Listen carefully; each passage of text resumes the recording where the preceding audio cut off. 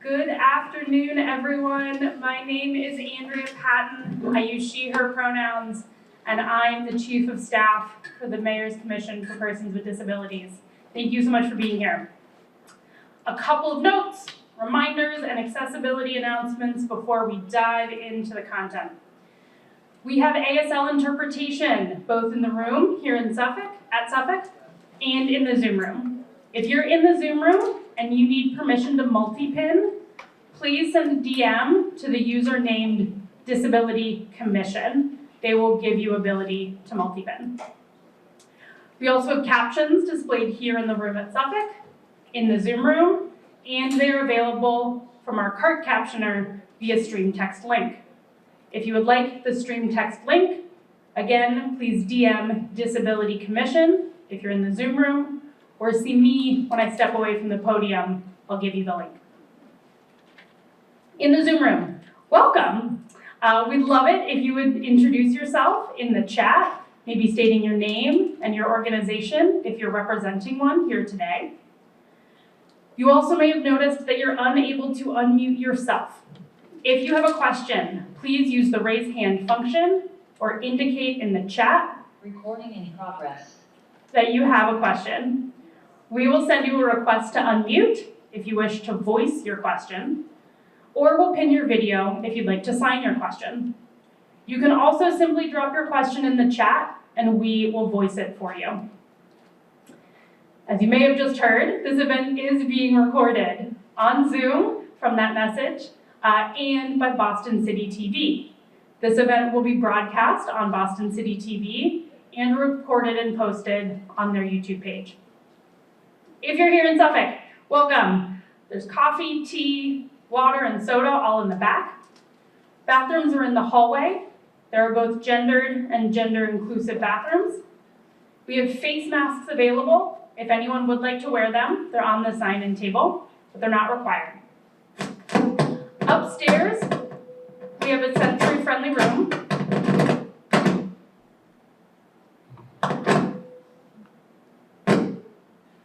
Some technical difficulties, give us a moment.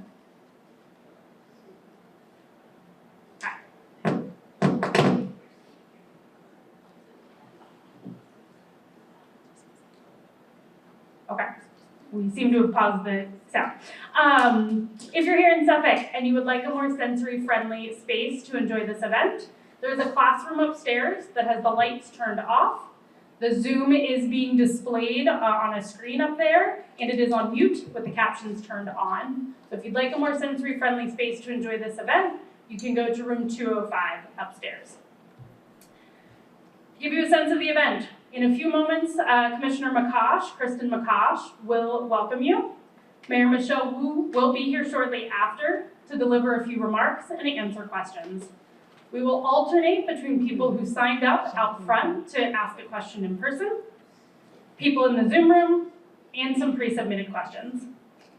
Mayor Wu has also made some additional time in her schedule to stay after the Q&A to take a few photos. So while she may not have time to take a photo with everyone, if you would like to get a photo with Mayor Wu, the line will be out by the sign-in desk when she leaves the podium.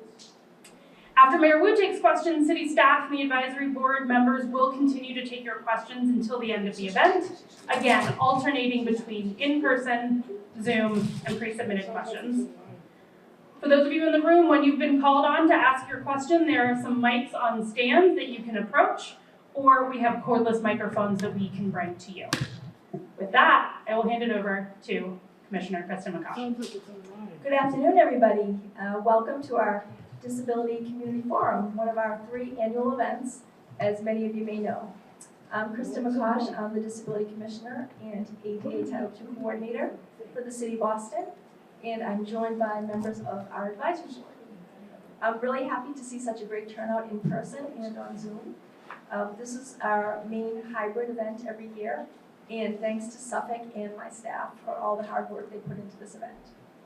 So what I'm going to focus on today is reading out some highlights from our annual report. We do an annual report every year just to highlight some of the things that we've accomplished and share that information with everybody.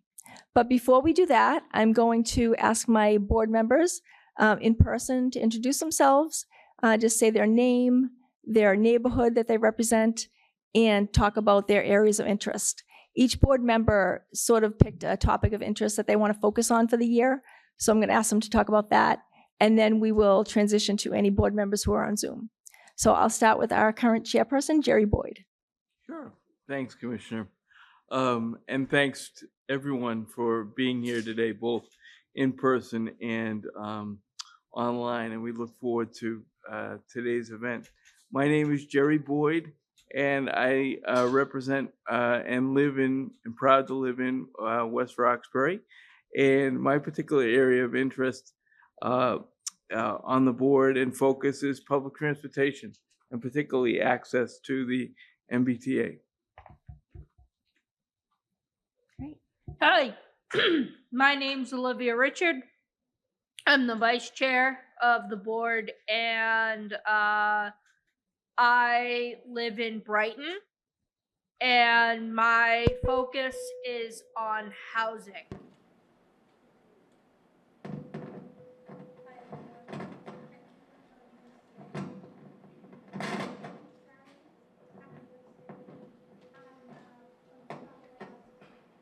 Hold on.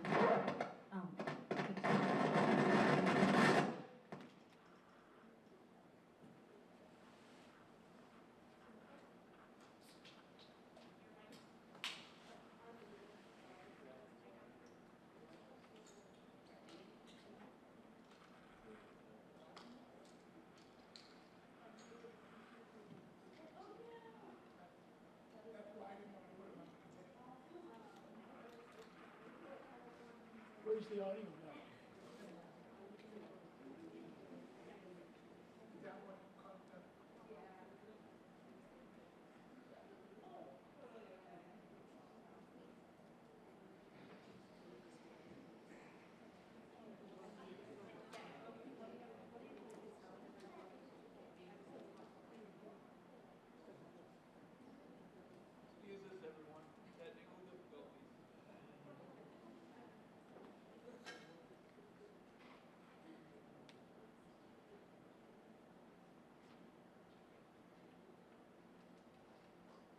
Zach, is it okay now?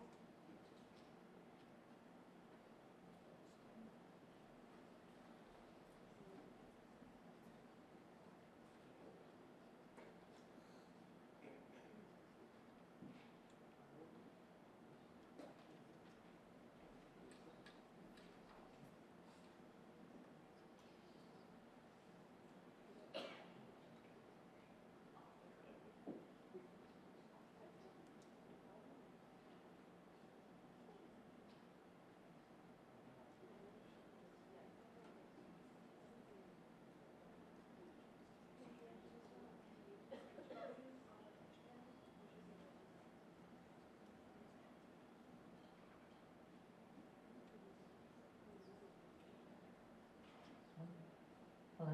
Oh, this is working. I repeat myself again. Hi, everyone. My name is Zaria Amirhosseini. I live in South Boston, and my focus is healthcare access for people with disabilities. Mike was on. Yes, hi, my name is Carl Richardson. I live in Brighton. I identify as a deaf-blind individual. I like all areas that have to do with improving the lives of people with disability and disability access, but I guess lately I've been focusing on pedestrian access, which include things like APSs, sidewalk travel, bike lanes, how they intersect, and how shared transportation are interacting with people with disabilities, particularly those with service animals. Carl, do you also want to mention your job and your place on the FCC? Sure. I am the ADA coordinator for the Massachusetts Day House. Hi, my name's Paul Karen. I live in the West End of Boston. I serve on the executive committee of the Disability Advisory Board, and I focus on mental health. Thank you. Is there anyone in the Zoom room, Colleen? Any board members? Yes, we do have some board members in the room. I see Tara Southard. Tara, do you want to unmute yourself and introduce yourself? Hi everyone, I'm Tara Lynn Southard. I am the secretary for the advisory board. I live in the JP Roxbury area. I use a power wheelchair for mobility. And I have a lot of interests like Richard does. However, I guess my focus would be food access. Thank you. That's it. That's everyone? Okay. All right. Thank you all to the board members. We do have other board members who aren't able to join us today. But just to let everybody know, the advisory board holds monthly public meetings. They are on Zoom. They're on a Wednesday evening from 5:30 to 7:30, different Wednesdays each month. But you can find out more information on our website at boston.gov/disability. So I'm going to begin reading out some highlights from our annual report. But when Mayor Wu gets here, I will pause and let her give some remarks and answer some questions. So there are copies of the annual report out on the table when you came in. If anybody didn't get one, my staff could hand some out. Does anybody need a report, a copy of a report? Okay, it's also available online. So as I said, I'll read out a few highlights. So it's broken out into different areas of work that we do. And the first one is programs and services. So last year, following the codification of PROAG, we created a standard operating procedure to apply the PROAG standards to on-street accessible parking. For those of you who don't know what PROAG is, it's the Public Rights of Way Accessibility Guidelines. It's sort of an adjacent codification to the ADA, an adjacent code, and it deals with everything in the public right of way. So before PROAG, there were no standards for on-street parking, and PROAG lays out a very specific format for on-street accessible parking spaces. There are some exceptions, so it doesn't apply to residential spaces and some other areas, but in all new construction, we are now following these standards, which include a certain access aisle depth, width, and also adjacent to a curb ramp. So we're excited about these new spaces and also excited about PROAG, which has other requirements for the public right-of-way. Next, I'm going to go down to student partnerships.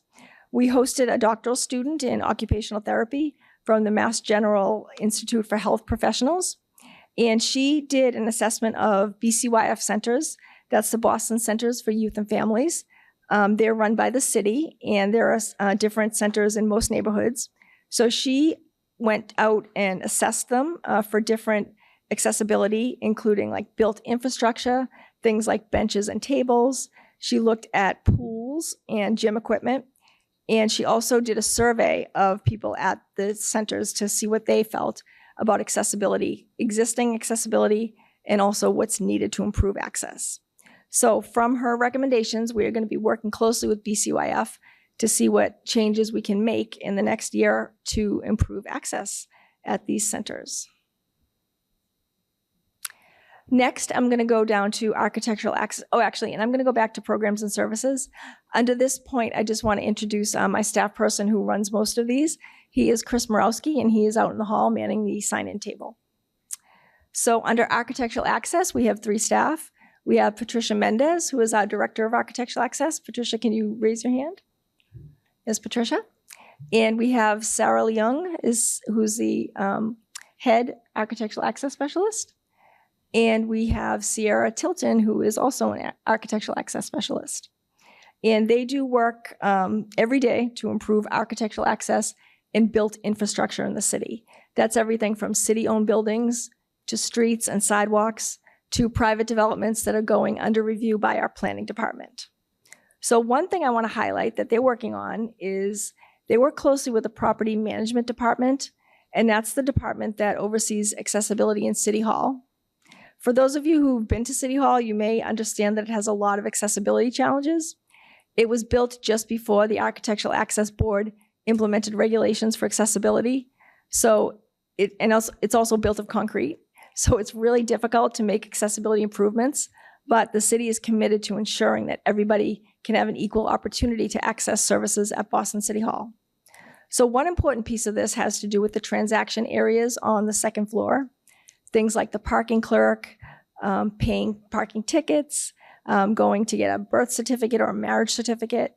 Those are all windows on the second floor. So currently we are working to lower some of the windows because, as you may know, they're very high. Like I said, they're cast in concrete and they're not very accessible. So we're working on a design to make the second floor more accessible and easier for people to access if they're in a wheelchair, if they're of shorter stature, or if they just can't reach the inaccessible windows for any reason. So we're very excited about that. Next, I'm going to highlight some things that we're working on with the Boston Transportation Department. We've continued work with BTD to plan and review infrastructure around bus stops, bus shelters, traffic calming, speed humps, electric vehicle charging stations, and more. So as you may know, there's a lot changing with curb use. We have everything from bus stops being put in center running traffic lanes. We have bike lanes coming on board. We have traffic calming speed humps in the neighborhoods to slow down traffic. And we also have electric vehicle charging stations. Every piece of this work gets reviewed by my architectural access team so that we can make it the best design and the most inclusive for people with disabilities. It's a lot of work. My team puts a lot of effort into it. And all the departments in the streets cabinet, BTD and Public Works do a great job in listening to our input and making sure everything they do is accessible. Next, I'm going to go down to communication access. And this is overseen by our outreach and engagement specialist, Colleen Flanagan, who is manning the Zoom room. Colleen does a great job on all her outreach and communication.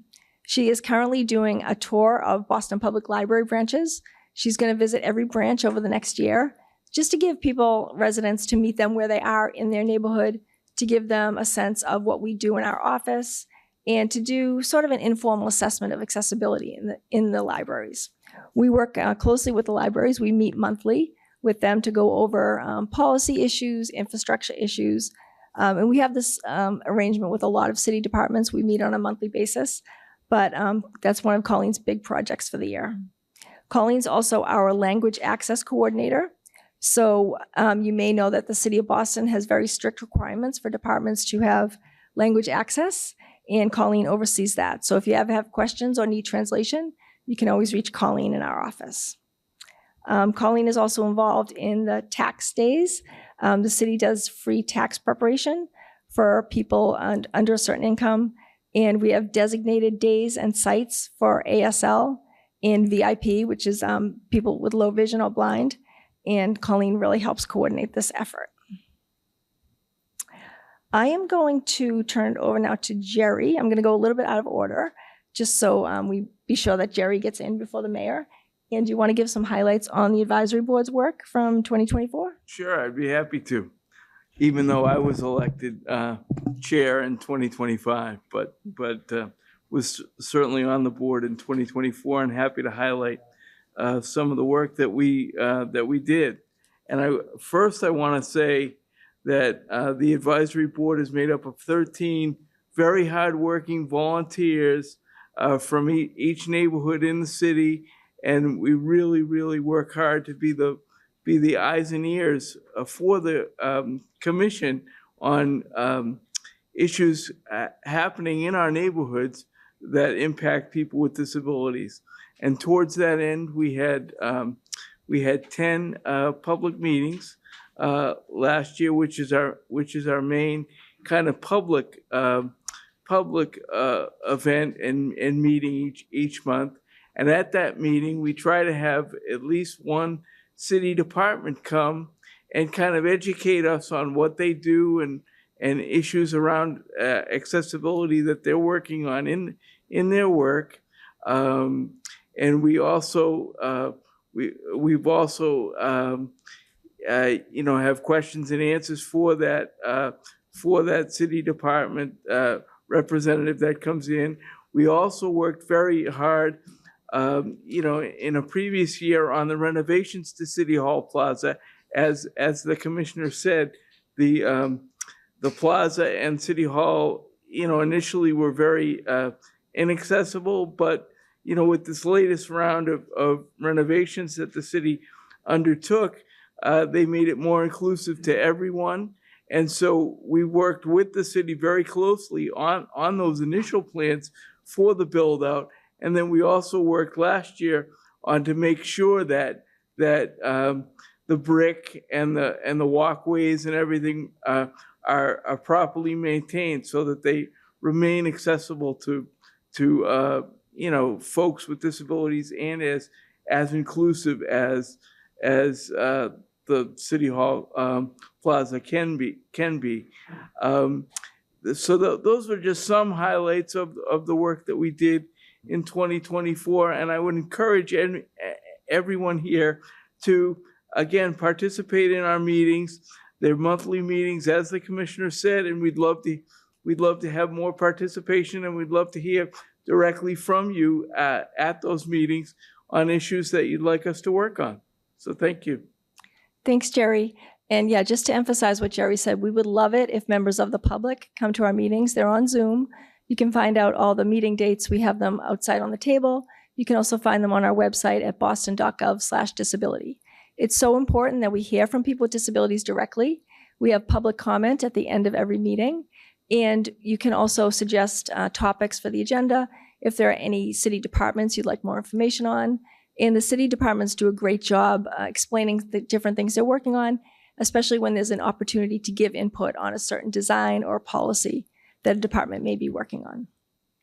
So with that, I'm going to pause my report and I'm going to welcome the Mayor of Boston, Mayor Michelle Wu, with a special guest.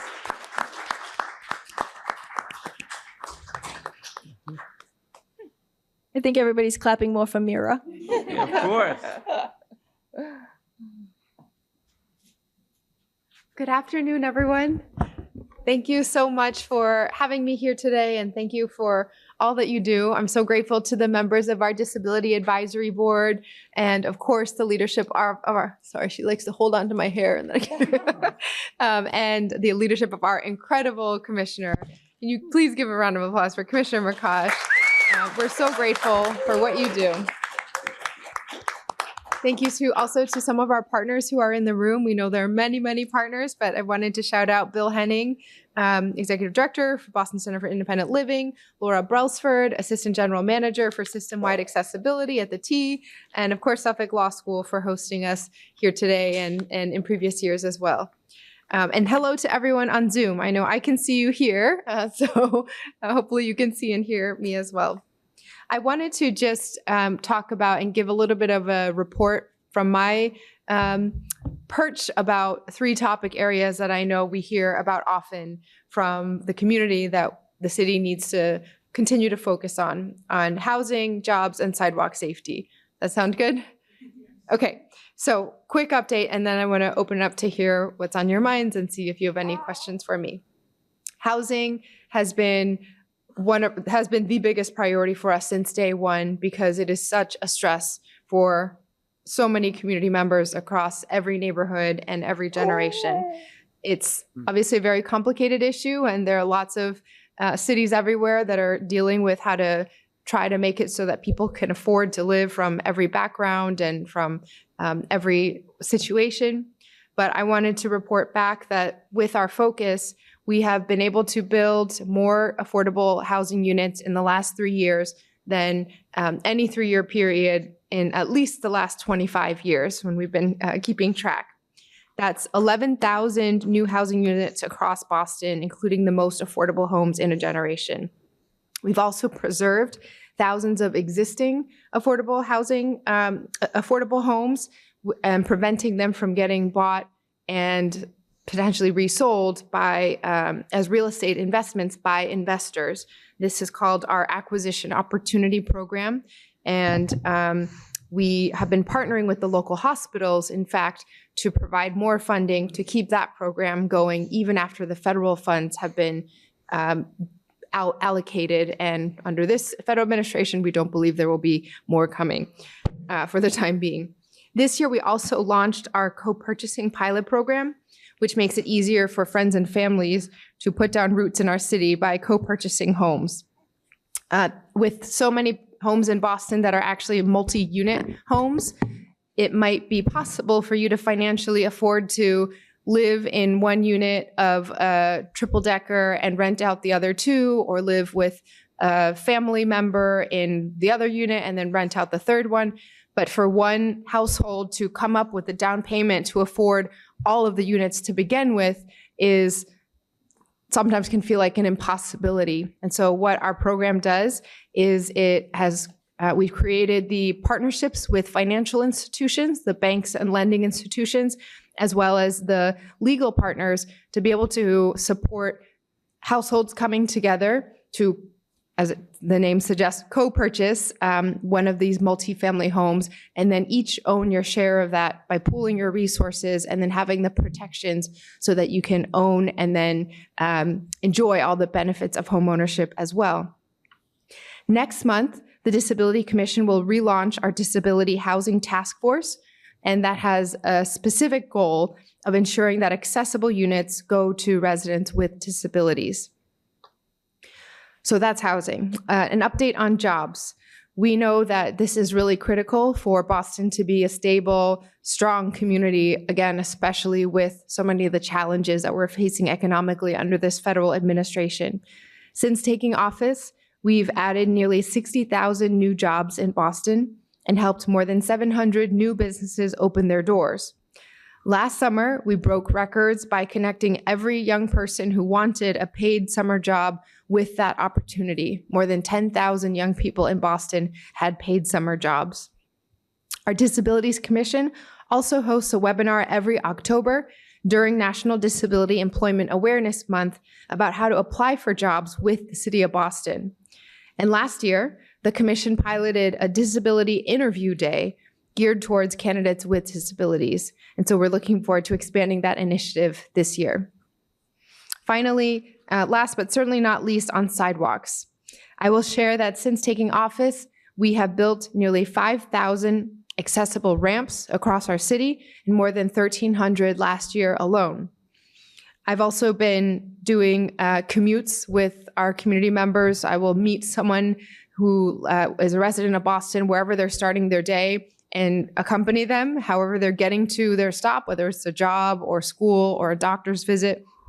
And those commute with me videos have helped me not only learn myself about the transportation challenges that everyone is still experiencing, but also the incredible stories of residents who are contributing so much to our city. I've done a couple of those commute with me videos with residents with disabilities, and we've highlighted how sidewalks are uneven, cracked, or if the curb cuts aren't in the right place, or even on trash day when the pathway is blocked by trash bins, then that makes it extremely difficult and challenging to get around. And that isn't just a minor inconvenience. It's not just a waste of time for having to double back and find a different pathway to be able to safely find your way off the curb. It can be dangerous if you can't see or don't expect obstacles to be in your path, or if you have to use the street as a result. And in every case, it's frustrating that even in 2025, and with the ADA having been in place for so many years, there are still so many places where it feels like spaces haven't been designed or are being used in a way that is universally accessible. And so we know that making Boston a home for everyone means making every sidewalk and every street a place that works for every one of our residents, no matter how you get around. And I want to thank Commissioner McCosh and her team for working so closely with our streets team to address these issues and expand pedestrian access in every neighborhood, along with accessibility as a focus. But we need your help, because with 800 miles of roadway and all the sidewalks in between, it's so helpful for us to have specific information on where we need to make improvements. That can help us prioritize the work and put our resources in the places where it's most needed. So we're so grateful to all of you for taking the time to be here today, and most of all, for sharing your input on the work that's still ahead, the work that we have to do together, and the advocacy that you are putting in every single day to make sure that the disability community and all of our community members have not only have a voice, but are being heard and are actively shaping the policies that we're moving across in the city of Boston. Thank you so much for having me today.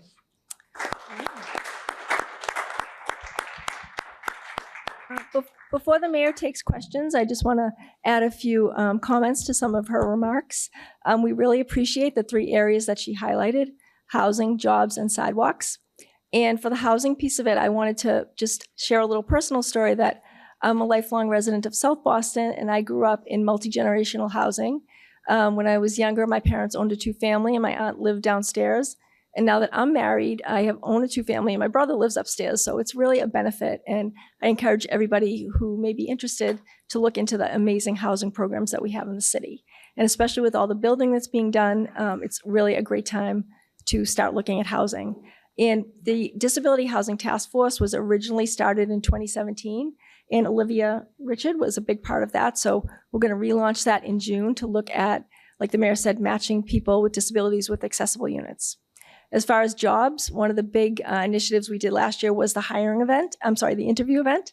And what that was anyone with a disability who met the minimum qualifications of a job was guaranteed a first-round interview.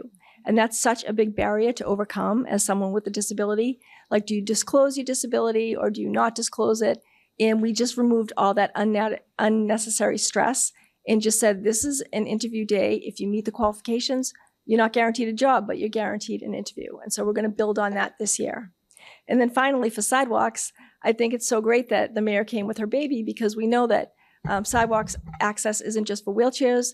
It's for families with strollers and little children. It's for people who are blind or low vision, people with gait imbalance issues, and older adults. So really, it benefits everyone when we think about access. And on that note, I just want to give one more shout out. I see my cabinet chief is here, Mariangeli Sola-Severa. Can you give a wave and a round of applause? Mariangeli oversees the Equity and Inclusion Cabinet, which has several departments. I'm not sure if it's 7, but it's Women's Advancement, the Mayor's Office of Immigrant Advancement. I'm blanking. What else do we have? Black Male Advancement, Office of Fair Housing and Equity, Office of Language and Communications Access, Human Rights Commission, and Mayor's Office of LGBTQIA2S plus Advancement. Thank you. And on that note, I also want to introduce my amazing Chief of Staff, Andrea Patton. She works on policies and programming and really does a lot of accessibility work for the city.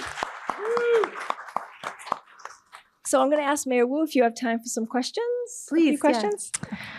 So this is Andrea again. We didn't have anyone sign up in the room. So if you have a question in the room, raise your hand, but we'll go to our Zoom where we have 3 questions: Chris, Carol, and Aubrey. So we'll go first to Chris.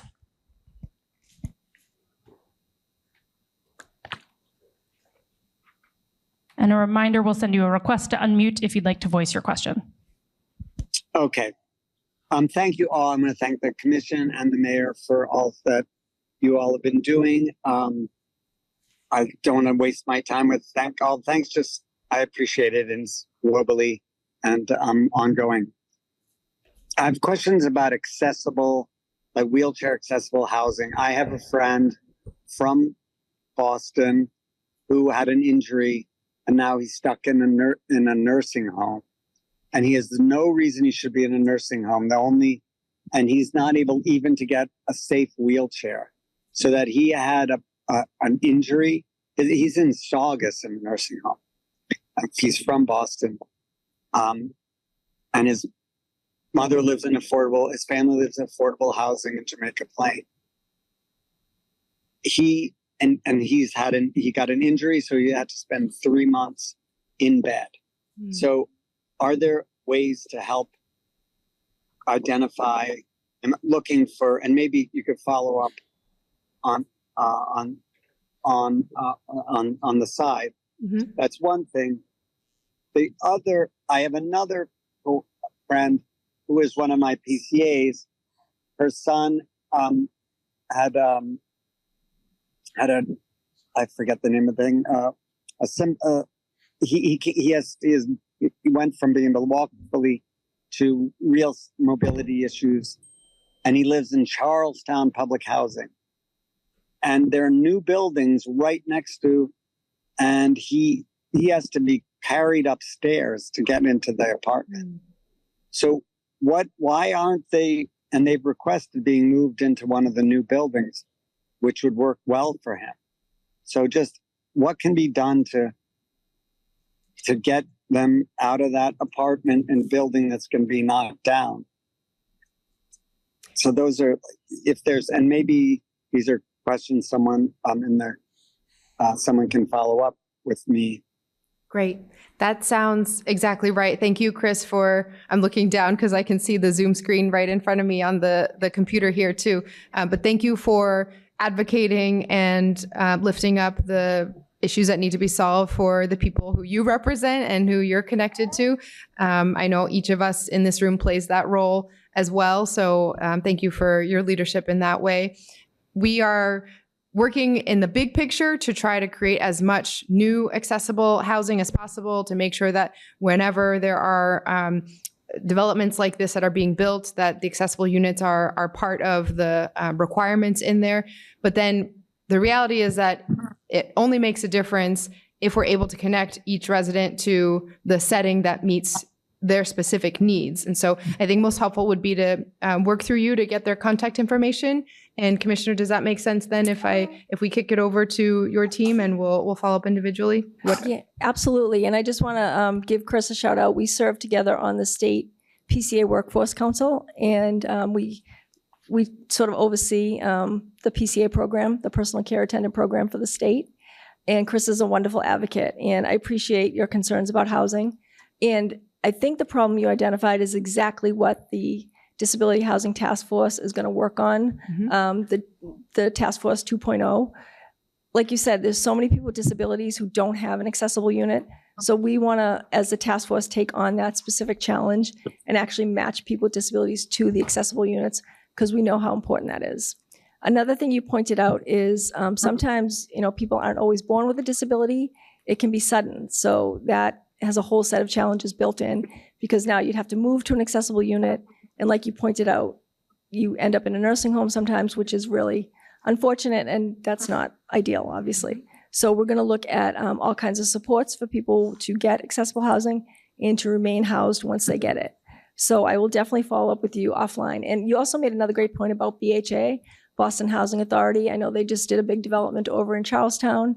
In my neighborhood, Old Colony just did a whole new slate of buildings, and they're all really accessible. Not only built out wheelchair units, but they have elevators. So people who might not need specifically a wheelchair unit but can't walk upstairs, they have access to all the units in the building. So wonderful job by BHA. We work closely with them, and we will continue to do so moving forward. And I will also follow up with you offline, Chris. But I just want to ask, Olivia, do you want to make any comments about anything? Yeah, I think this is a chance to tout a website called Housing Navigator. If you're looking for housing with accessible features, you can look at MetroList as well for accessible features. There are housing search navigators out there, and I'd also encourage contacting your local Center for Independent Living. Great, and we'll follow up with you offline, Chris. And we have a few more questions while the mayor's still here, so we'll move on. Yep, so as mentioned, Carol is our next, and then Aubrey, you're on deck after Carol. Carol, we're sending you a request to unmute now. Okay, I did. Thank you. I apologize for having my camera off. I'm not looking too presentable for this meeting today, so I apologize, Mayor Wu. I and other people that have already spoken, Kristen McCosh, Chris, Olivia, have been lobbying for legislation that would change the Architectural Access Board regulations to provide for more accessible housing. Specifically, right now, the regulations, if you have an old building built before, I think it's March of 1991, it doesn't have to have features so that it can be adapted into accessible housing in the event of a disability. We have been trying to pass this legislation to fix that for I think 15 years at least. I don't know. Commissioner McCosh has testified many times about this. Anyway, I'm wondering if you know about this, if there's anything you can do to push forward. It is pending again this year. That's my first question, and maybe I'll just throw out the others. The audio wasn't working when Commissioner McCosh was talking, and I think were you talking about the shared spaces project and the visit to the bike lanes? No, I that haven't. we did recently. No. Okay. We're working on the bike lanes, which are great. I'm totally in favor of them, but they often don't accommodate people with disabilities. So just so you know, there is this group, Shared Spaces, that went out and did a site visit in the South End recently. So we're working on that. And we hope to have your ear on that in the future. Great. Thank you so much, Carol. And I know what you look like, so I can visualize. And thank you for being here. Okay. I am not familiar with the exact architectural standards in the proposed legislation, so I'll follow up to make sure that I know the latest about who's proposing it and what the status is right now up at the State House, and see what we can do to make sure that we registered our support of an initiative that sounds like it would be very important. On the bike lane, and I would defer if Commissioner McCosh has any thoughts as well on what I could be doing or what any of us could be doing on this front. And then on the bike lanes, similarly, thank you for your advocacy. We've been working very intentionally to make sure that there's clear and direct oversight and communication between the Disability Commission and our Streets Cabinet as we are thinking about the design, the types of materials, and the community processes around street redesign. Overall, the big picture goal is that we need our streets to be safe for everyone. We have seen that with the installation of safe streets infrastructure, the number of serious injuries and fatalities has gone down in Boston. Of course, we have a lot more work to do, but the crashes with vehicles are just a problem and a threat that is preventable. And so we're trying to do whatever we can to prevent that. And the hope is that by providing designated space that's safe and separated for cyclists to go, that means bikes won't be up on the sidewalk, and that makes our sidewalks and the overall shared space safer as well. But it's all about the details of how each individual lane is designed and the communication that we can have to make sure that it works for everyone. So I'll throw it over to the Commissioner for any thoughts on those two items as well. Thank you, Carol. Yep, Carol, we always support the AB bills. Like, you know, we work with Carl Richardson, who pays attention to legislation, working at the State House, and we'll continue to do so. And also, of course, paying attention to bike lanes, looking at best practices for installation so that they are accessible to people with all kinds of disabilities. And I will throw it to Andrea for another question. Great, thank you. So I think maybe time for two more questions if that works for you. Aubrey, as we mentioned in the chat, and then we have a question in the room that we'll go to as well. Aubrey, we are sending you a request to unmute.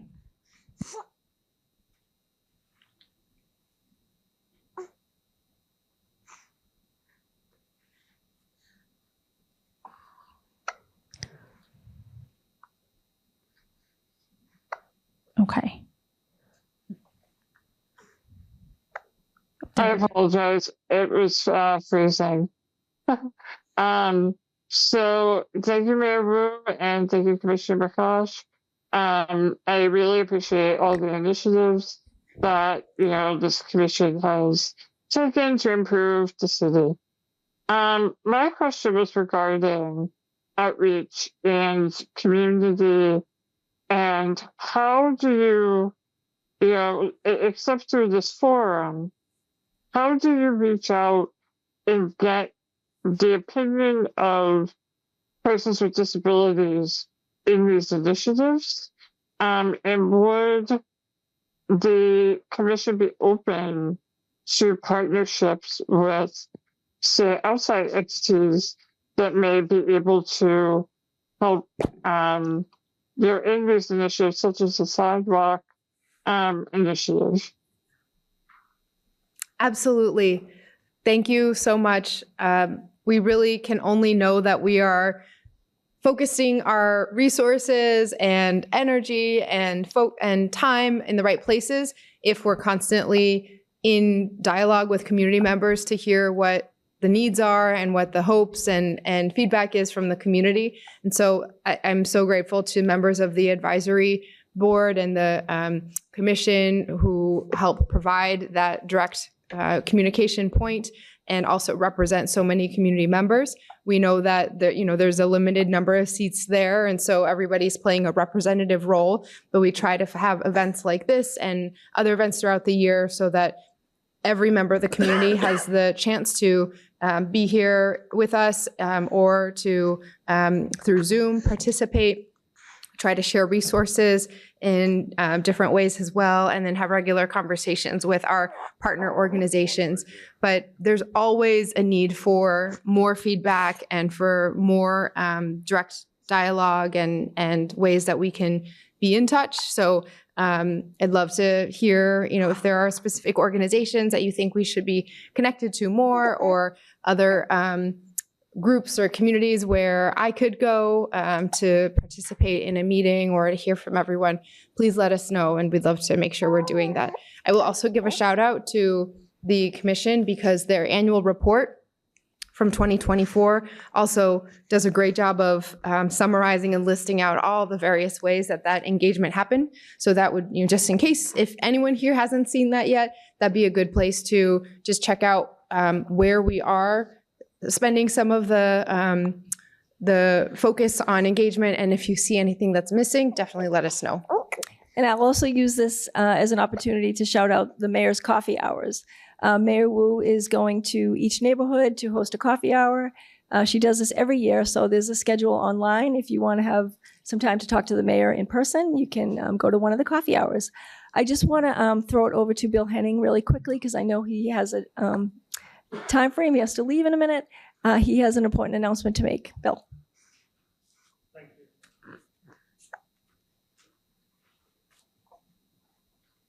Thank you. Here we are. Thank you, Mayor. Thank you, Commission, for being here. I do have to run to a meeting. Just a quick note, July 23rd, we're not celebrating.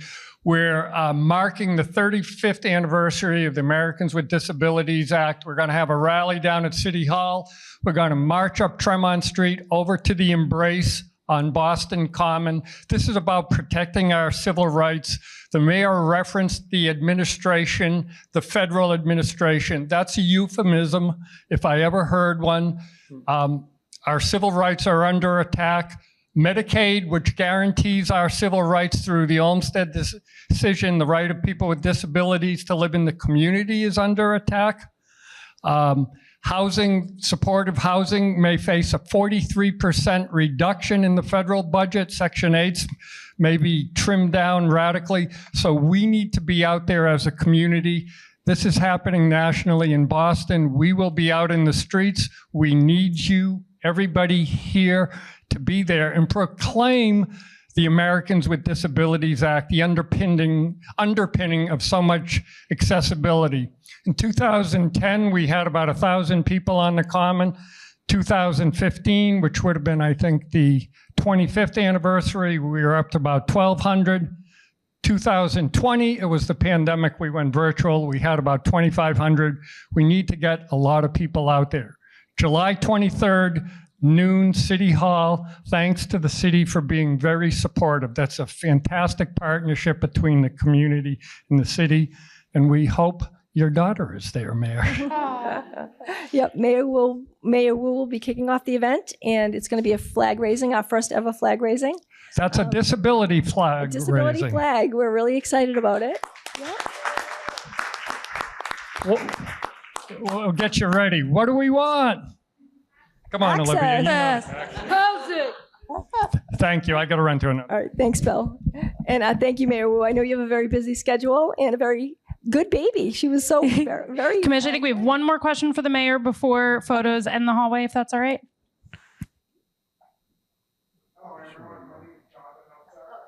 Wait, the mic's not on. Like that. Hello, everyone. Okay, wow. And as I was mentioning, my name is Jonathan Osak. I'm a Devon Hart here in Advocate. That's why I think it was so loud it hurt my hearing aid. There's two things. One of them, I do have a question, and another one is a message. So one of the questions I wanted to ask was because it's coming from the Devon Hart hearing community, and one of the challenges is that when it comes to interview and when they request a combination during the interview, do you guys offer that to because I know that some of you mentioned about that they will guarantee the interview by when somebody requesting a combination, because somebody just mentioned about 35 years of ADA, and for the past 35 years, they still don't get it. Absolutely. And that's coming from my personal experience. Yeah, I'm sorry to hear that, but we absolutely work on accommodations for interviews and for employees who are already on the job. Mayor Wu is extremely supportive of hiring people with disabilities, making sure they get equal opportunity. And we're also starting some work this year with the Department of Innovation and Technology to collect data on how many people with disabilities are employed in the city, so we can make some goals to increase disability representation in our workforce. It's not going to identify who's disabled, but you can report it anonymously. And we definitely are committed to that. So I'd love to follow up with you offline and see how we can help. All right. Thank you.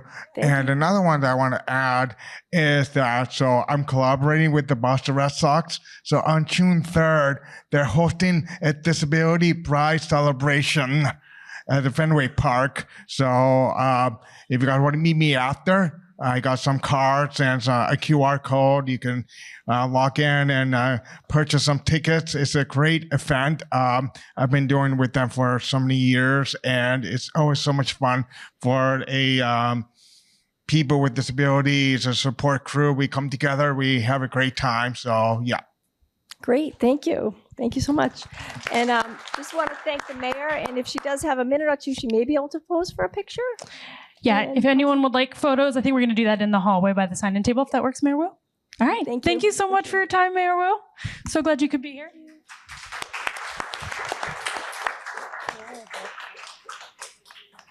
I haven't gotten my picture with baby Mary yet, so I'll have to maybe pop out. All right. The event will continue with more questions, and I know we've got at least one more person in the room, as well as a couple folks in the Zoom. So while those in the room, if you want a picture, can step out, we'll continue on with the Zoom. Michael Mewey is our next person with a question. So Michael, we will send you a request to unmute now if you'd like to voice your question. Yes, actually, I sent this in the chat. I'll just repeat very briefly. I was very happy to attend the Wake Up the Earth Festival in Jamaica Plain last weekend in the Southwest Corridor Park. Unfortunately, on my way to the festival, I encountered multiple barriers on Amory Street in the vicinity of the old Heffenreffer Brewery on Amory Street. On both sides of Amory Street, the sidewalks are very uneven, and there are barriers like fire hydrants and light poles completely blocking the sidewalk for people like me who use wheelchairs for access. So I'd very much appreciate if some members of the Disability Commission there or staff can go over and assess these sidewalks. There's cross-slope issues, and as I said, at least one fire hydrant and multiple light poles that are completely blocking access for wheelchair users. So I had to double back and go back the long way around to get to the festival. So thank you for your attention to that. Thank you, Michael. We will definitely make note of that. And for everybody listening, if you do encounter barriers like that, you can report them to 311. And if you send a picture, that can be helpful too. the app will geolocate where you're sending it from, so we can have our public works crew address that. Just a note about some of the timeframes involved with repairs. If a sidewalk has like cracks and barriers, the public works department can go out expeditiously and patch some areas. But if it's a full sidewalk reconstruction that's needed, that could take a long time, like even a couple of years, because it has to be put out to bid with public money and has to be redesigned. So it's not that the city isn't paying attention to it, it's just that the process takes a long time to go through all the steps. But repairs can happen very quickly, so we will certainly focus on that. But please use 311, and you can also email us at any time for any reason. We're at disability@boston.gov. Super easy to remember. disability@boston.gov. I would just echo about 311. This is Jerry. I use the 311 app myself for different things in my neighborhood, and for one thing in particular, I got a response and got the issue taken care of within minutes. So just know that the city is responsive. Like Commissioner said, with sidewalks and other issues like that, it may take more than just a quick fix, but for a lot of issues, they can get someone right out and fix your problem right away. So use that 311, and there's I think there's a follow-up mechanism to the app, so you can see the status of your request as well. So. Yeah, and I don't want to sugarcoat it, Michael. As a wheelchair user myself, I fully understand that not all the sidewalks are in compliance. It's an ongoing effort by the city, and we certainly will pay attention to the ones that get reported, in addition to the regular work that Public Works does every year. This is Andrea. I'll just add, Commissioner, knowing Amory Street as I do, it's pretty narrow sidewalks. And so, as Commissioner mentioned, the patches can happen pretty quickly, but full reconstruction do take a lot of time. So the city tends to put out 3 to 5 contracts each year for full sidewalk remediation. I don't believe Jamaica Plain was in the budget last year. It was I have to look up which neighborhoods it was. Charlestown, Dorchester, Hyde Park, North End, and Roxbury. So in 2025, we're actually planning to have 6 new contracts so we're upping our number of sidewalk contracts this year to do those full remediations. But with all of the engineering, design, and putting out to bid, full reconstructions don't happen very quickly, but we can certainly make some patches and temporary repairs. So we'll look into it and follow up with you for sure. Questions in the chat. Mia, yes, so Mia will be sending you a request to unmute. We saw that you had a question.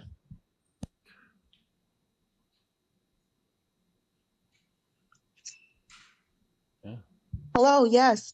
I didn't have a question so much as it was for Mayor Wu, but I just wanted to share with everyone who is speaking regarding identifying sidewalk barriers, and other accessibility problems with like wayfinding and finding places that are accessible to their specific needs. My name is Mia Savage. I'm with a company called Ahoy, and we have an app that is created for disabled people by disabled people, where you can share and post your reviews or locations of places that have structural barriers, whether it be sidewalks, streets, anywhere. So that is a tool that we are trying to let the public and our community know about, so that we can help each other to find the places that work with them. You can self-identify, what your needs are, instead of someone, deciding for you, and it will show you what's out there. Thank you, Mia. Oh, sorry. We've met with Ahoy, and we know how it works, and thank you for shouting that out. It's an app to help you navigate accessible paths and businesses. So thank you. You can put your information in the chat if you haven't already. Speaking of accessible paths, we'll go to some of our pre-submitted questions. Patricia, maybe you want to take this one. We had a question about construction barriers. What happens if I encounter construction scaffolding or other things blocking a sidewalk, and I have to double back and go around on a ramp? Patricia, can you talk a bit about construction barriers and what resources there are?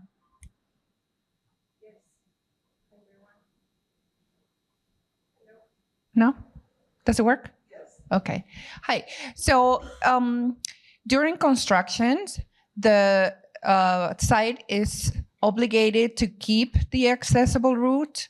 So if you encounter a barrier, please let us know, contact us, or contact 311.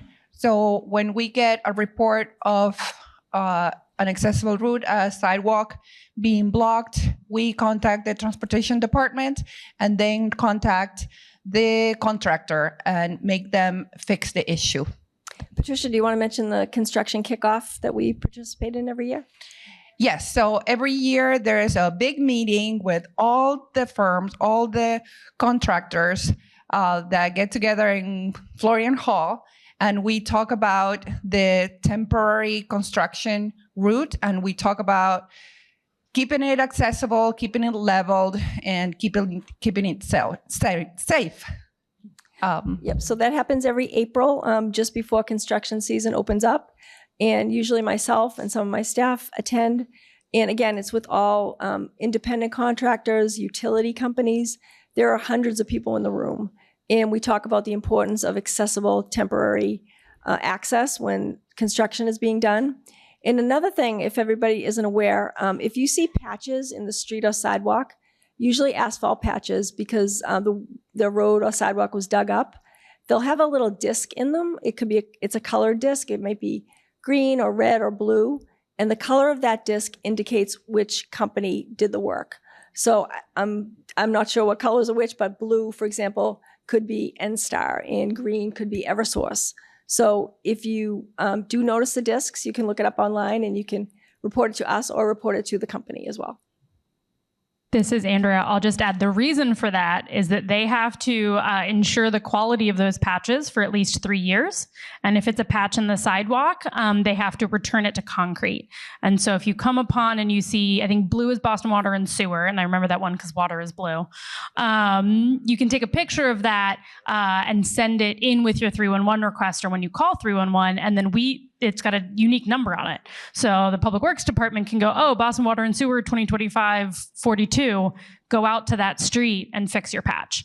So if you get a chance and you see it, and especially if it's within the last 3 years, definitely grab that number when you call 311 so we can hold the utility companies accountable for what they already know they're responsible for.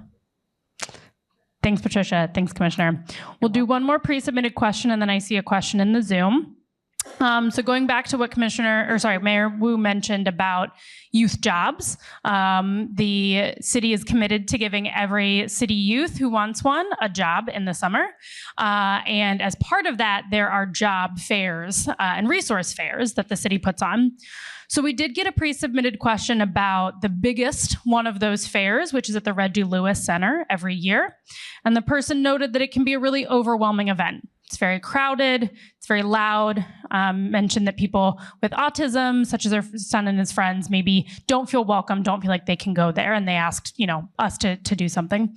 So a couple things on that. One, we do work closely with the youth offices to make all of their events as accessible as possible, but big events can be really difficult for people. So one of the other things that the youth offices do is have smaller events in neighborhoods, much like Colleen is heading out to all the Boston public libraries to see folks who maybe can't make it here downtown today. The youth offices do go into the neighborhoods to have smaller, more sensory-friendly events. They also have regular office hours where you can come in, drop in, schedule in-person time, or have a Zoom meeting to get access to all the same resources. So completely hear you on the Reggie Lewis event being a bit loud and overwhelming, and it's something we continue to work on. But in the meantime, there are some other resources as well to get those services. I'm also gonna. I was gonna throw it to Marsha. Do you wanna? Yeah, I was gonna introduce Marsha. Yep. There you go. Hi, everybody. Marsha Fitzpatrick, Boston Public Schools. I work with 14 to 22-year-olds who have disabilities in the schools, and we have our own account with the Success Link through the Boston Centers for Youth and Families. If you have a child in a school and they need support in interviewing or identifying a position, you can contact me at mfitzpatrick2@bostonpublicschools.org, or you can email my department, strive@bostonpublicschools.org, and we can support your young adult in interviewing and securing paid employment. Thank you. Yep, and we work very closely with Marcia with transition age students, and we host Strive students in our office for summer internships, summer jobs, whenever we can as well.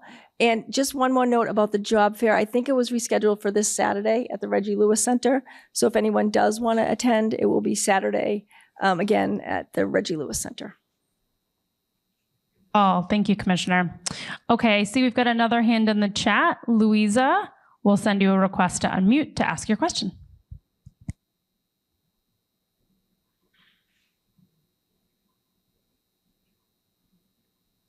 Good afternoon. Thank you for having us. Thank you for having this meeting. I am not a disabled person, and I am actually representing our community here in Jamaica Plain. So I am, if I may ask, it was great to hear that you are starting to work with BCYF. And here in Jamaica Plain, we have an amazing facility, and we are working with the city to have it reopened. The facility is completely accessible. So my first question is, would you be able to share what was your assessment and survey of that facility? And also, we would like to collaborate with you. That's one thing that we have been advocating for this facility to actually be more available to the community because it's also accessible. Hope it makes sense. Yeah, thank you. Thank you very much. Patricia, do you want to talk at all about the surveys that our graduate student took, or the work that they did in BCYF centers? And I will just say, we do work closely with the commissioner of BCYF, and we're working on setting up a training. I want to shout out our training specialist, Kai Kennedy, who's in the room. There she is. There they are over there in the corner. Yay, Kai. Kai works closely with all the city departments, and we'll be working with BCYF to train on accessibility and inclusion. Hi, this is Patricia.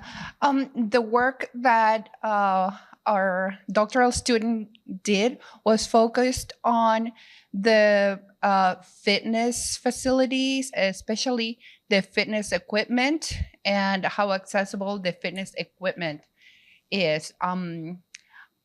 I think that the Jamaica Plain site was included, but I'm not sure. I'll have to check. And yes, I'm happy to share the results of the report. Yep, you can email us at disability@boston.gov and just ask us for any information you're looking for, and we can share it with you. This is Andrea. I'll just add that we work closely with the Public Facilities Department that manages renovations of all city buildings. So we do work closely with the Public Facilities Department on making sure that every time a building is renovated, not only does it meet compliance standards, of course, but that it's as accessible as possible. So working towards every BCYF center being an example of universal design. Okay. I've seen a few folks pop out into the hall. I'm not sure if that was to sign up for a question. So if you have a question, please feel free to raise your hand if you're in the room. Okay. Oh, yes, Desi, would you like to use this mic or bring this one to you? Okay. Hi, I have a question in regards to captions on TVs in restaurants. So I know that there is some type of requirement for that. is there a requirement of like the size of them and like being able to see them? So I know that there's a form that you can fill out if a restaurant is not compliant to that. And I did that and the restaurant turned them on, but they're not actually visible. Like, I don't even know if there was any background, any contrast to them. And I didn't know if I was supposed to fill out the request again or if there's any sort of requirement around that. And I've been in many other places that don't have them either. So, Okay, so just to give a little context to what Desi said, thanks to the wonderful work of our board and our former chairperson, Wesley Ireland, a few years ago, we were able to work with the city to pass what's called the Captions Ordinance. And this ordinance requires all places of public accommodation, which are covered under ADA Title III. That includes restaurants, bars, businesses, hospitals, libraries. Any place that's open to the public has to turn captions on any TVs that are open to the public. So if you're in a bar and you see a TV that doesn't have captions on, you can request that they turn them on. They're supposed to already have them on. And if not, there is a form on our website that you can fill out, and we can work with the restaurant to make sure they do it. I do want to turn it over to Andrea because she's been more involved in as our policy specialist, quote unquote. She's been working very closely on this issue. Yeah, great question. So in terms of requirements for what the captions have to be, the requirements in the ordinance are that they turn on the captions that are already required under the ADA and under FCC rules. So any TV produced after, I think, 1995 has to be able to automatically have captions if you turn it on. So that's the minimum requirement, is what's already required by the feds. Unfortunately, that might be not as contrast as maybe it could be, but we didn't add any additional requirements beyond that. If you'd like to give me the name, I can certainly follow up and go do a visit. That is potentially part of the enforcement. It's to just work with them to understand what the challenges are at their particular location. The other thing we have is business cards with a QR code to all of our online information about this, so that if you are in a restaurant, we know how exhausting it can be to constantly ask for access when it's already the law. So to try and help that a little bit, we did make these little business card sized things that say, did you know it's the law that you already have to have captions on? Here's a link. The city did it. That's already a law that you have to follow, and you can kind of hand them that card. So I believe we have a couple on the table out front. If we don't, we definitely have them in City Hall. We can also mail you a couple if you shoot us an email. So that's one tool to help get the word out there. And do we have a complaint form online? We do. You can submit a complaint by call, text, or using a Google form that is online. So we tried to make that as many options as you want, as many details as you want to give us. They're helpful for us to follow up on. But we also have an email, a voice phone number, and a text-only phone number for folks to report. And I want to throw it to Carl Richardson. Carl is appointed to the FCC Accessibility Committee. Carl, do you want to talk about your work there? Yeah, so like Commissioner McCosh said, well, currently the FCC Disability Advisory Committee has been put on hold during the transition between presidencies, but I was on it for several years, and we did look at enforce the rules of caption and audio description, the equipment distribution program for low-income deaf-blind individuals, internet access.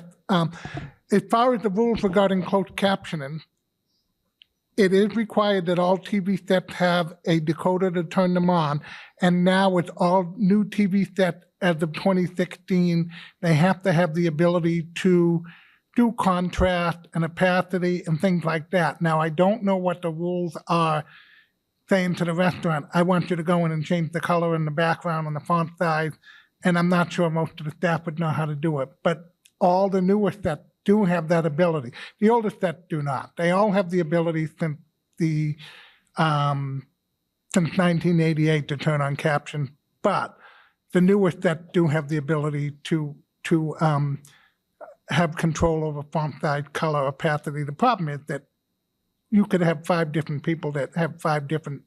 So the rules are that they just have to turn on the captions. I'm not sure that they have to tailor the captions to your specific need, but the TV sets do have the ability to do that. Thanks, Carl. One thing I would add is I'd really encourage everybody to take a card, or you can go on our website and find it, because one of the big reasons was Wesley Ireland, who suggested this to us. He's a person who's deaf and uses ASL. And it's difficult for people who use ASL to communicate to restaurant staff to ask them to turn it on, because everybody who works in a restaurant doesn't use ASL. So it really shouldn't, the burden should not be on the person with the disability. It should be on the restaurant. So if you have any communication disabilities, this card is super helpful, and we're happy to distribute them. Thank you for that question. I want to go to another one that was pre-submitted and maybe see if our board chair, Jerry, can chime in. Raised crosswalks. So for folks who aren't familiar, this is one of our many safety tools you can read about on boston.gov, but it's where we make the crosswalk level with the sidewalk as opposed to needing to ramp down into the roadway. And so we had a question: has there been any study of the impact on raised crosswalks on people with disabilities and older adults?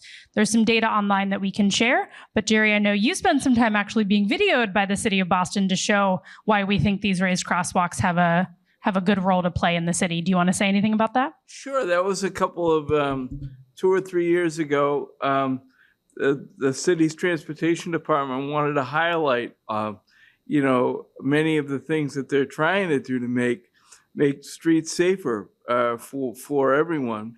And raised crosswalks was just one of the things that they been doing. I do know that that the commission's working with a partner, Institute for Community and Institute for Human-Centered Design, on gathering data regarding sidewalks and whatnot, and the impact on people with disabilities. So I do know that that is something that the commission is also working on. So the city's always working on trying to make the streets safer. There's a lot, as people with disabilities, though, we know that there's so much more work to be done. And again, we are trying to collect some data. So, great. Commissioner, anyone from the Architectural Access team, do you want to say anything about raised crosswalks? Why we think they're great?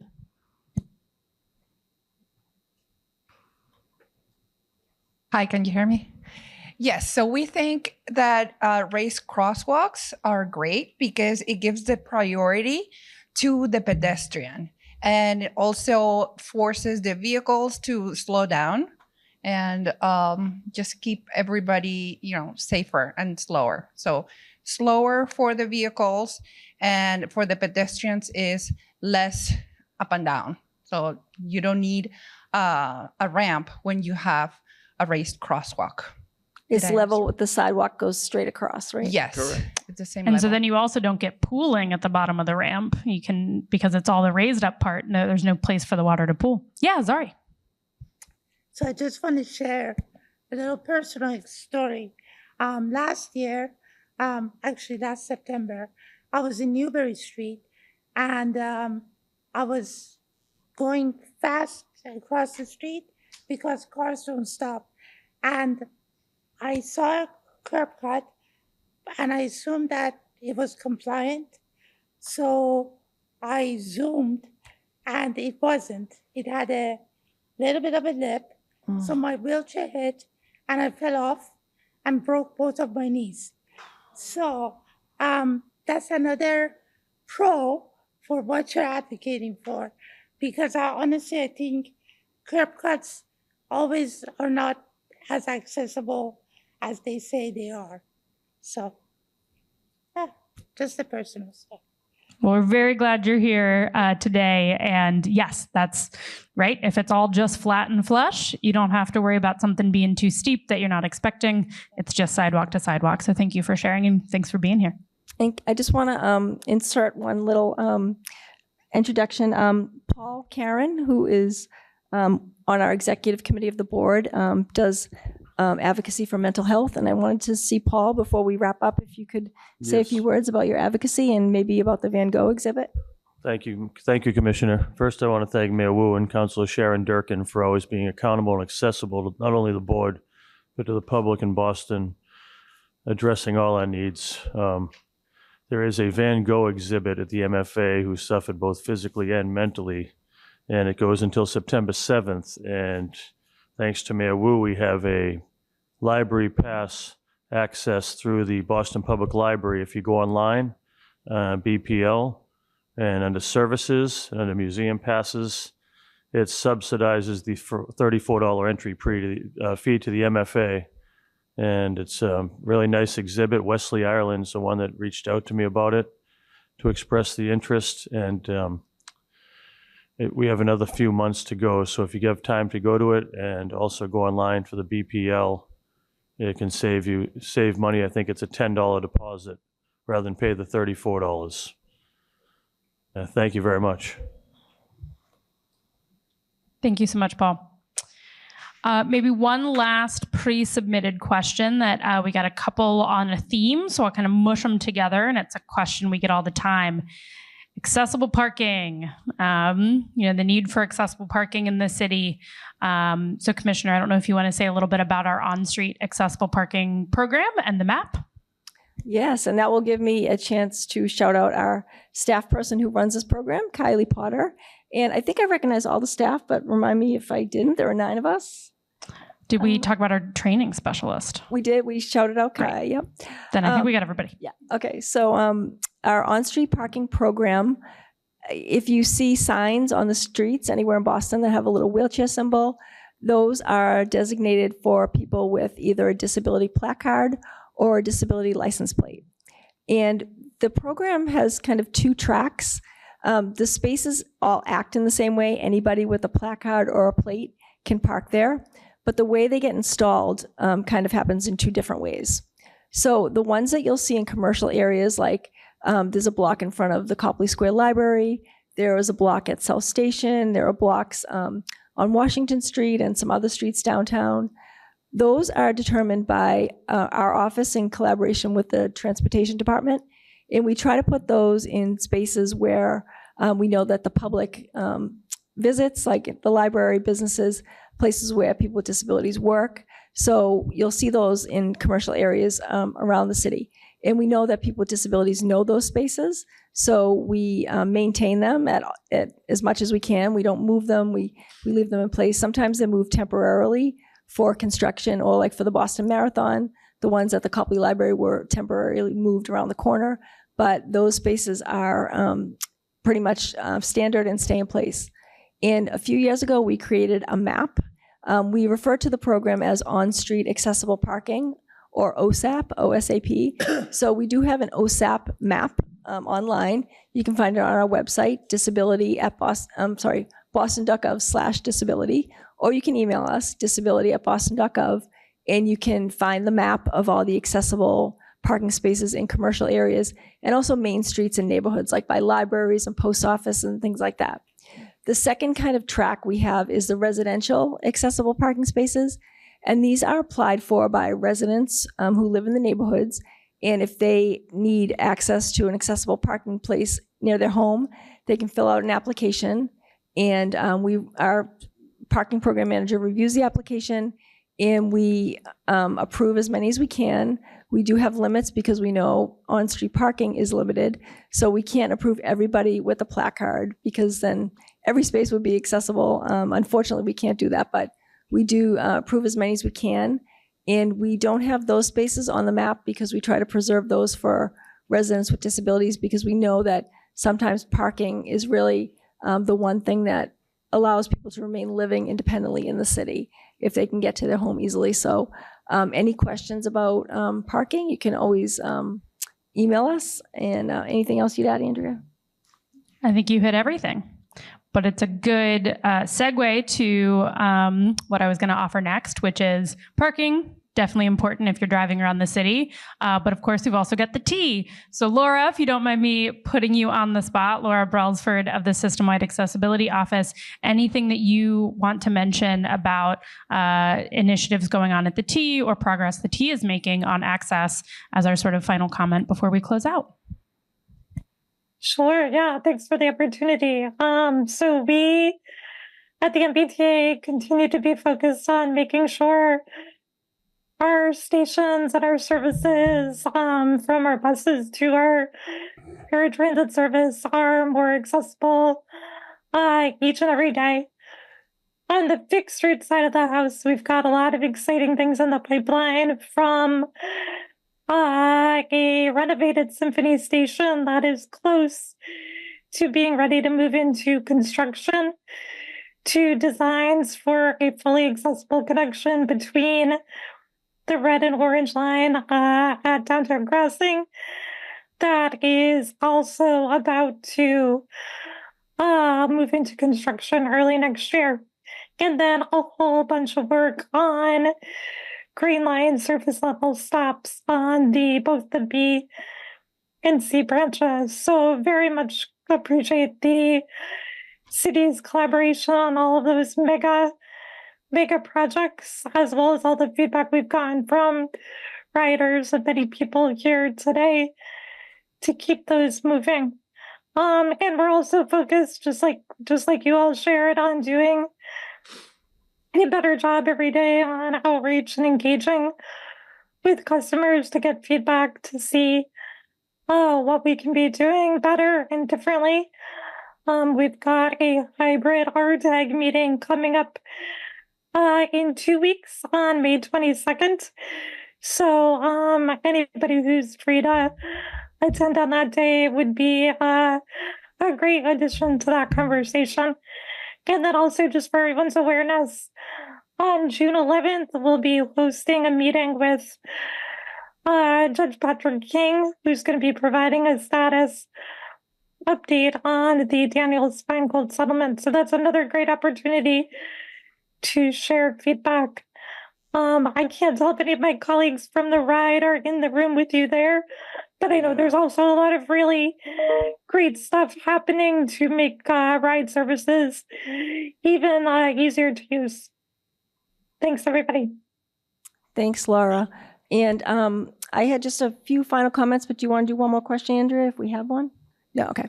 All right, so we are right at 3:25, so we will be wrapping up. But one thing, I didn't get to read my whole report, so again, I encourage everyone to grab a copy of it on their way out or look it up online. One other exciting initiative that we worked on last year and will continue this year is we are updating the City of Boston's ADA transition plan. So you may know that the ADA, when it was passed in 1990, it required all municipalities to do a self-assessment and create a transition plan for everything from policies, programs, infrastructure, to show what the access level was at the time and how they were going to make it accessible according to the ADA. Interestingly enough, I worked with Michael Mewey in the city of Cambridge when they were doing their transition plan in 1993. So Boston also did one in 1993, so it's been a long time since we've done it. So what we're working on now is we worked with a consultant last year to identify data sources that we have in the city. We have a facilities assessment from all the public buildings in the city, including schools, libraries, the civic buildings. We have sidewalk data. We have our OSAP parking map. So we have a lot of pools of existing data. So we're not doing like new assessments, but we're going to bring all this data together on one dynamic web page, and people will be able to click on a building or a sidewalk and see the last time it was updated, or learn about when new projects are coming, if they're slated and what they are. For schools, you'll be able to tell the basics, like does it have an accessible entrance? Does it have an elevator? Does it have an accessible bathroom? You can dig into greater detail if you'd like, but those will be the main things that will pop up when you click on it, because schools are sometimes voting places, or if you have a child who goes to a school or a relative and you want to see a school play, you'll be able to find out if it's accessible with one click of a button. So we're really excited about this updated transition plan, and we will have more information once it is launched.